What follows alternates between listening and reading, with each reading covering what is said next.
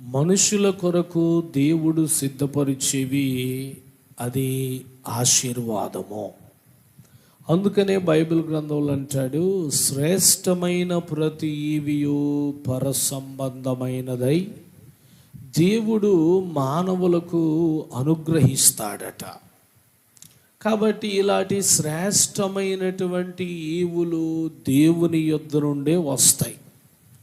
మనుషుల యొద్ద నుండి వచ్చినవి, మనుషులు పొందుకున్నవి, అవి మనుషులకు భూలోకంలో కొంతవరకు ఆశీర్వాదంగా వారికి అనిపించవచ్చు, కానీ అవి వారికి ఎంత మాత్రమును కూడా ఆశీర్వాదకరమైనటువంటివి కావు. అయితే దేవుడు సిద్ధపరిచినటువంటి ఆశీర్వాదం ఏమిటంటే అంటున్నాడు, నేను సిద్ధపరిచిన భోజనము. దీనిలో కల్తీ లేదు. దీనిలో ఏమి లేదండి, కల్తీ